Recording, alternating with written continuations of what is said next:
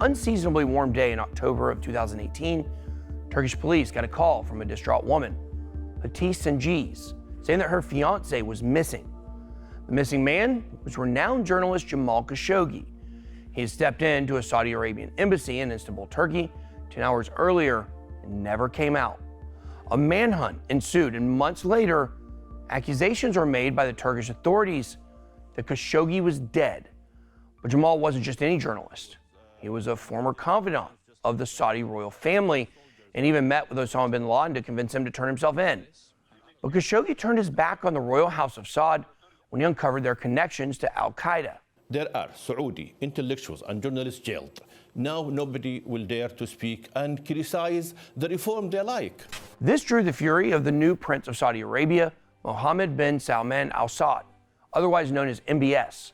Khashoggi's connections and information were such a grave threat to MBS that he called up his personal group of assassins, the Tiger Squad, to eliminate Jamal. An ornate trap was devised, and under the pretext of having some legal documentation notarized, Jamal was led into a second-floor office, was jumped by 5 men, suffocated to death, and then dismembered by a Saudi coroner who remarked, "I've never worked on a warm body." This was a heinous crime, but I take full responsibility as a leader in Saudi Arabia, especially since it was committed by individuals working for the Saudi government. But how did a seasoned journalist who was friends with the royal family up until 2016 fall into such a trap? He knew how the Saudis worked, how they had people killed, and who would carry out such an operation. It wasn't easy. Jamal had been living in the US and in Turkey on a self-imposed exile, fearing imprisonment or worse if he ever came back to the kingdom. In fact, Jamal Khashoggi was so well versed on Saudi tactics that it took the Tiger Squad, 10 other people, to carry out the hit. Tiger Squad knew they needed an advantage to get ahead of Khashoggi and get him comfortable enough to slip up. In fact, MBS hated Khashoggi so much, he approved contact with Saudi Arabia's mortal enemy, Israel, to make a purchase from the Israeli cybersecurity firm, the NSO Group, for their anti-terrorism program called Pegasus. After all, Khashoggi was considered a terrorist to MBS. That's all the NSO Group needed to know. The Crown Prince was hunting down some terrorists. Payment accepted. The Pegasus program, a cyber weapon so powerful no one thought it could exist. It's a malware unlike anything anyone has ever seen. Pegasus is able to be loaded onto any smartphone without the need for a link to be clicked or an email attachment to be opened. That's called zero-click capability. Once inside the target's device, Pegasus would erase its traces and then make the target phone fully open to any sort of manipulation. It can turn on the camera, microphone, it can record your screen, log all inputs from biometrics or touch inputs, gain access to notifications and location data, and even access your device's contacts and their location data based on call records. The Tiger Squad loaded Pegasus onto 2 devices close to Khashoggi, one belonging to his closest friend, Omar Abdulaziz, and his second wife in the United States, Hanan El-Attar. From there, they were able to track Khashoggi's movements and plans to divorce his first wife, who still lived in Saudi Arabia. But the story that shook world governments wasn't necessarily the brazen murder, just how powerful Pegasus was. This new weapon and its unprecedented zero-click capability was a game changer. While the NSO Group said they only sold it to governments under specific anti-terrorism cases, it was obvious that the dam was open and the world had entered a new phase of cyber warfare. One that wasn't just targeting government mainframes, but was powerful, personal, and almost mythical in its capabilities. A powerful thing about technology is that it's deflationary by nature. Just think, making a website used to be a massive undertaking that required lots of capital and a group of dedicated engineers.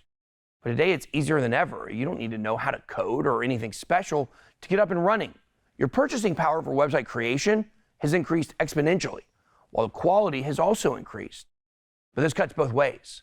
Cyber warfare used to be the playground of governments and mega corporations, but as time goes on, it's becoming cheaper and more effective. So what cost the Saudis a few $1 million in 2017 can be bought for only a few $100,000 now. And in 10 years will be cheaper than a car payment. This is a slippery slope. not just for someone holding a grudge or a political party looking to remove an opponent. It means that everything connected to the Internet of Things can be weaponized. But hacking isn't magic, it's data. The easier it is to get data, the easier it is for the hacker to find a password, find a bug in some software, track movements, create disinformation, or even manipulate an election. Lucky for them, we live in an age of cheap data and big data. Everything you do online creates data. IDs, passwords, social security numbers, addresses, medical information, contacts, text messages, cookies, and metadata. It's all a commodity, and consumers have been conditioned to give up their data in exchange for free services, like photo storage, streaming music, social media, and search engines. But your data being a commodity means it is owned by a dozen or so companies and agencies, all of which are just as vulnerable as you are to cyber attacks. The Colonial Pipeline supplies fuel to gas stations, airports, military bases. It runs over 5,000 miles along the east coast of the United States. It's a vital part of infrastructure that tens of millions of people rely on. But the backbone of U.S. infrastructure, like the Colonial Pipeline, runs on a patchwork of different software, some of which haven't been updated since the 80s. A ransomware attack in 2021 shut down the pipeline for over a week. The attack wasn't particularly complicated. A group of hackers called DarkSide were monitoring several energy companies, waiting for an opening. And as soon as they found one, it was off to the races. They locked up over 100 gigabytes of files and threatened to delete them or publicly release the files unless they got paid in 24 hours. Colonial initiated a standard response to a cyber attack, a lockdown, shut down operations, find the leak, assess the situation, and mitigate. Colonial ended up paying DarkSide over $5 million, but not before the entire East Coast was thrown into chaos with gas shortages lasting for weeks, thousands of flights delayed or canceled, and shipments of vital medical supplies were disrupted. But this is just one of many cyber attacks that have happened over the past few years. January of 2021, an unknown hacker got into the water treatment plant for San Francisco, turned off the water purification programs, effectively poisoning the water supply for millions of people. As of this recording, no one knows how the hacker got in or who they are. After that, Twitch was hacked and millions of user accounts were compromised. Around the same time, in 2021, a cloud-based video security service was breached and over 150,000 cameras were accessed by an unknown hacker. The cameras were everywhere from hospitals, classrooms, jails, and other sensitive government locations. How long were the hackers using the cameras and for what purpose? Nobody knows. The rate of cyber attacks are increasing exponentially every year, and at the same time, it's an open secret among IT professionals that there's a critical lack of cybersecurity assets available to get ahead of this. Before we move on, it's a good time to mention that there's a simple way to impede this threat that puts hackers at a disadvantage. It's called an air gap. Now let me show you how it works. How's it going? Хорошо. Can you show them how the air gap works? Can you break into anything now? Disconnecting a computer from the internet for the sake of security is called an air gap. It means that in order to interact with a device, you must physically interact with it. There's no wired or wireless connection at all. This slows down the progress of a hacker and keeps systems in their own bubbles. If you need to move files between one set of servers to another, you'd have to move them via a USB drive. It's not flawless. Viruses like Stuxnet can hide on USB drives, but by and large, most cyber attacks happen at internet-connected devices. The move away from air gap has been brought on by the relentless pursuit of efficiency, both for profits and for green initiatives. Air gapping slows things down and creates redundancies. That's more secure, but less efficient. CEOs and politicians decided in the early days of Web 2 that efficiency is more important than security, and this went hand in hand with the centralization of the internet. So what we have now is a hyper-connected world with most of the data being centralized by a few dozen companies that are vulnerable to cyber attack from thousands of adversaries across the world, with a critical lack of cybersecurity infrastructure to defend themselves. Sounds like a disaster. Well, it is, and no one knows how to fix it.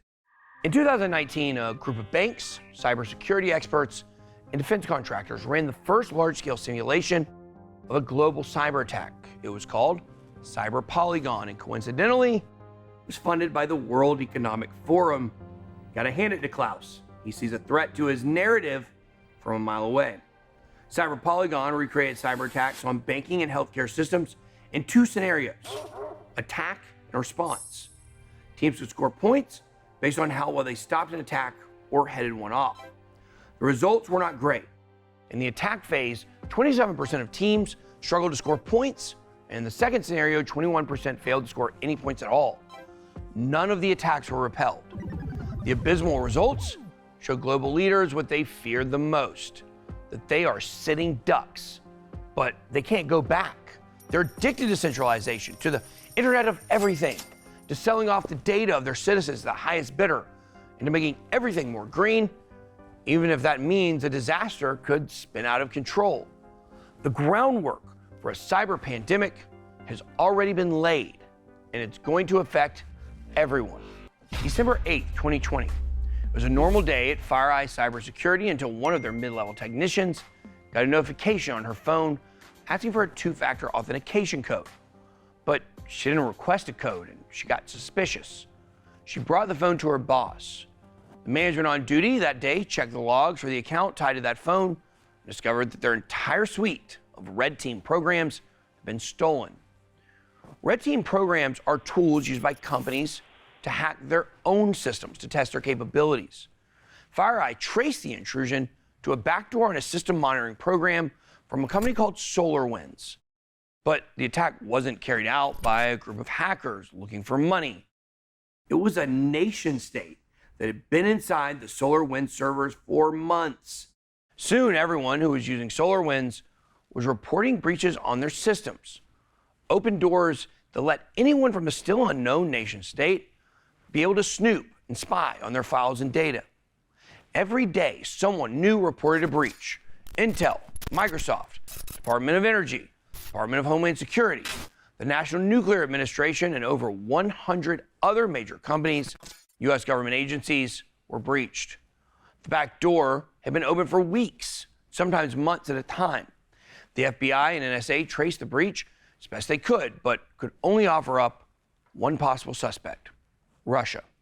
We don't know what the effects of the SolarWinds attack is going to be, but if the attacks on our infrastructure are any indication, it seems that an enemy is probing for weakness. The machines of war are in place. A digital siege is looming, one that won't just lock us down, but has the potential to roll back half a century of technological progress. Everything that needs the internet to function could cease to work for weeks, months, or even years. Cell phones, GPS, security systems, modern cars, trains, and aircraft. Of course, don't forget your money. It's all hinging on the internet to work. And once the supply lines are cut, they won't get reconnected quickly. Data centralization is going to make it happen at the stroke of a keyboard or click of a mouse, and there's little we can do to stop it. The only question is if we'll learn from it and be more responsible with our data afterwards.